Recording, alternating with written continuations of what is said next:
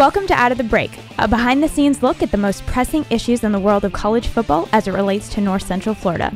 Out of the Break is brought to you by Chris Doering Mortgage. Now here's the host of the Sports Fix, Adam Reardon and Chris Doering. Thanks for joining us on another edition of Out of the Break. I'm Chris Doering with my partner, Adam Reardon. We are the host of the Sports Fix. You can catch us from 10 to noon weekdays on ESPN Radio here in Gainesville and Ocala, and also online at espngo1.com. Today we're out on location, so we wanted to talk a little bit about the LSU weekend that was, and we'll also take a look ahead at Florida's upcoming road trip to Nashville, Tennessee. But before we get into all that coming up, certainly a weekend to remember if you're a Gator fan. Not only do you get a top five victory over a top five opponent in the Swamp for the first time since 2008, you also have your three biggest rivals potentially in Georgia, Miami, and Florida State getting absolutely whipped. So what more could a Gator want? I think it's a great weekend, obviously, for Florida fans. Let's start with everything that they controlled, that win over LSU this weekend. I think that, Will Muschamp last year going through the 6-6 regular season and the 7-6 season with the bowl game, to start the season, there were still some question marks about Will Muschamp. Is he the guy for the University of Florida? No head coaching experience before last year. Is he the guy to lead Florida back to where they've been under coaches in the past? I think that this LSU win this is his marquee win. This is the one that tells fans, everybody relax. Slow down. It may not be the way you're used to winning around here. May not be the way you actually like winning around here per se. But guess what? We're going to win here at Florida. And if we win it this way, it counts just the same as any other way. Will Muschamp and this defensive style, run the football, do it the way he wanted to do it from day number one, finally got it done, or really got it done in a major way inside the Swamp on Saturday. Fans should be excited. You mentioned maybe not being the way that Gator fans want to win or have been used to winning. But I will say this. I was there on Saturday, and that was the first time that I've had fun in the Swamp at a game in a long time. And, I know there were some big championship years or for whatever, had happened, it just wasn't as fun. That was a fun victory for me to be a part of. Even though we ran the ball 25 times in a row there in the second half, that's not the type of football that I typically enjoy watching, but that's the type of football that we can expect from this Florida football team. This is a Will Muschamp coach team, and the team has taken on that personality a little bit, I think. When you have a defensive-minded head coach, you're going to play great defense, you're going to play field position, you're going to have strong special teams, and what you're seeing is a ball control offense that now is number one in the SEC, possessing the football for over 35 minutes a game.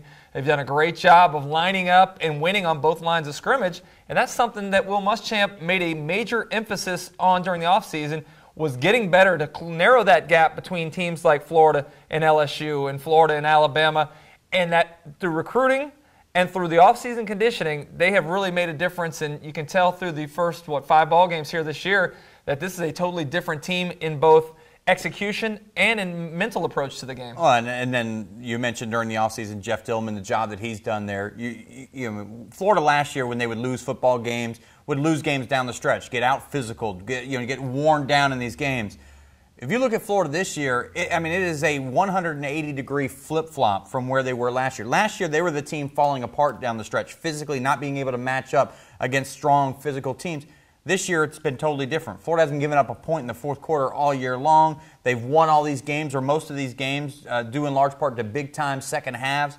Florida's different than they were last year. And I'll be honest, I was a guy that maybe questioned whether or not Will Muschamp was the guy. Not only is he the guy now for Florida as they move forward undefeated and possibly a contender for a national champion, the way they're doing it and how quickly they've been able to sort of flip the script here at Florida, to me, is frankly not just surprising, but almost amazing. It is amazing to this point in time that they've taken primarily what was a roster of holdover guys and converted those players into being big-time contributors because they've bought into what Will Muschamp wants to do.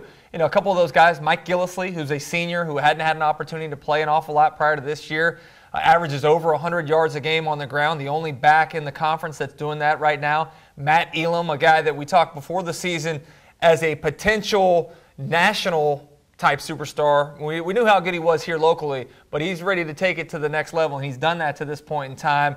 And then really the thing that I'm most impressed about is they've taken a bunch of guys on the offensive line that were average at best last year, kind of reconfigured them a little bit, have got a new coach coaching those guys up, and that to me, is the most impressive part of the football team. Most impressive thing that the coaching staff's been able to do is to convince those guys that they can line up 25 times in a row against LSU and run the football, and nobody's going to be able to stop you. And that's the thing. They ran it 25 times, never took a step backwards. Every time they would run the football, it was for positive yardage. And you're right, that offensive line, the change they've made from last year to this year has been amazing. And, Gillislee, one of the better running backs, not just in the Southeastern Conference, but the country as well. And this team's winning due in large part to that. We can talk about that LSU win for hours here with all the great stuff that went on in the Swamp on Saturday, but we're going to take a break right now. When we come back, we'll take a look at the week coming up as Florida heads to Nashville for an SEC East battle against the Vanderbilt Commodores. Stick with us.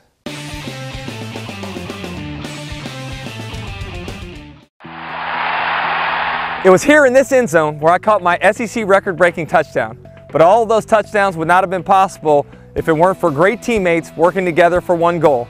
The same is true when it comes to purchasing a home. At Chris Doering Mortgage, our experienced and knowledgeable team can handle all types of loans. And like football, timing is everything. With rates at historic lows and prices from a decade ago, now is the time to buy. Call us today to put my all-star team to work for you. Chris Doering Mortgage, a name you know, a name you can trust.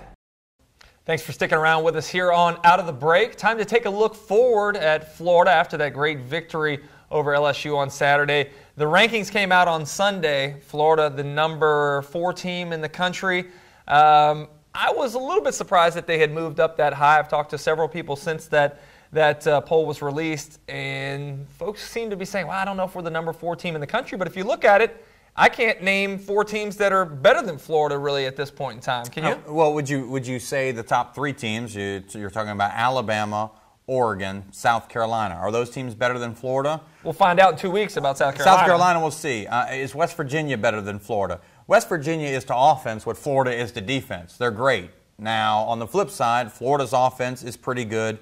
I don't think West Virginia's defense is pretty good, so I would maybe even give Florida the benefit of the doubt. So I think 4 is in the right place. I think what Florida obviously has going for itself is it's an SEC football team. And when you talk about college football polls, if you've got an SEC school in one hand and any other conference in the other hand, you can't decide who's the higher ranked team. By default, you go with the SEC school. And I think that's why Florida's up there. And in the end, with the polls and the rankings, they'll work themselves out in the end. But I think right now, somewhere 3, 4, 5, it's all the same to me, especially because inside the SEC, you know that you're going to see South Carolina and Florida here in a couple weeks. The goal in Gainesville always is to make it to Atlanta for that SEC championship game. Normally, if you win that game in Atlanta, you got a chance to be playing in the national championship game as well. So things, as you said, will play themselves out. But now we're talking about Florida being in the big race for the championship. That means you have to avoid the missteps along the way, something Florida State could not do against NC State this past Saturday. Florida goes into a situation in Nashville where over the years, even though we haven't lost to Vanderbilt forever, we've struggled. We had a hard time with Vanderbilt when I was at Florida. And this is a game that normally doesn't have a great atmosphere there at Commodore Stadium. It's cramped locker room accommodations. So there are some things that can throw you off. But I feel like this Florida team is as mentally focused and able to walk into a potential trap situation better than perhaps any Gator team I can remember from the last 5 or 6 years. I think the reason for that is this Florida team is a defensive football team. To me, an offensive football team can go on the road. You mentioned the cramped quarters, maybe a goofy starting time, something along those lines, and just not get out of the blocks very well. To me, we're a defensive team. I mean, you really have to fall apart to look bad defensively versus, when you have a high-powered, prolific offense. If they're just not hitting on all cylinders, you can tell much more. I think Florida's going to go on the road in this football game, run the football, run it effectively, play, for the most part, really, really good defense like they have all year long. And I don't suspect Florida's going to have much trouble with Vanderbilt, who, by the way, was a great story before the season started. Now they're coming off of a road victory inside the SEC, which is always good news for any team. But this Vanderbilt football team, not quite at the level I think a lot of people thought Vanderbilt was going to be this year under James Franklin. Well, I think certainly it's been a little frustrating for Vanderbilt to this point in time. But you talk about Florida and that physical mindset with which they play, you're right. That's not something that you turn off and turn on. You either are physical or you're not physical. And so you don't have to worry about the timing of your routes necessarily. You don't have to worry about being inaccurate. If you come off the ball on both sides of the ball and commit to being physical, you're going to do fairly well. And I think that's what Florida's game plan is obviously going to be, throughout the rest of the season. Some people pointing to the fact that there's not a whole lot of balance in Florida's offense right now, running the football 71% of the time. Is there a point in time where teams are going to sell out to try to force Jeff Driscoll to beat you? Perhaps. I don't know if that is going to be this week. I know everybody's defensive philosophy is to stop the run first and make teams one-dimensional.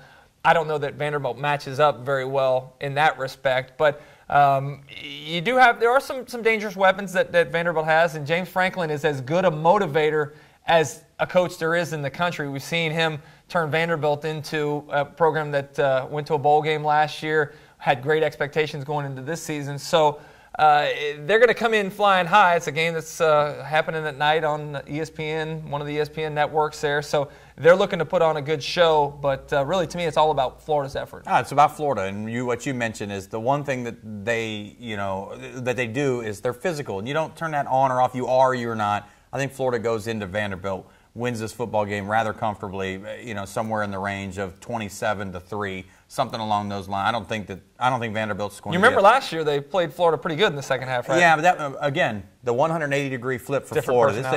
This is a much different football team. No points in the fourth quarter this year. Yeah, so Vanderbilt gets their field goal somewhere in the second quarter, something along those lines. All right, we'll take a look back next week. Join us for Out of the Break as we review the Vanderbilt game and also what is going to be a colossal matchup between the former head football coach here at the University of Florida, my coach Steve Spurrier, and the current head coach Will Muschamp.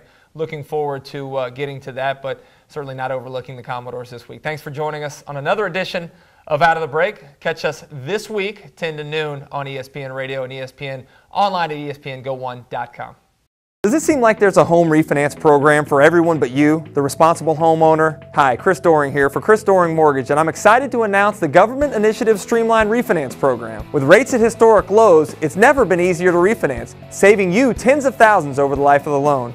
If you've made your current payment on time for the past 12 months, you may be able to refinance with no appraisal, no income verification, and no closing costs. Not sure if you qualify? Give us a call. Don't miss this once-in-a-lifetime opportunity. Chris Doering Mortgage, a name you know, a name you can trust. Out of the Break is brought to you by Chris Doering Mortgage.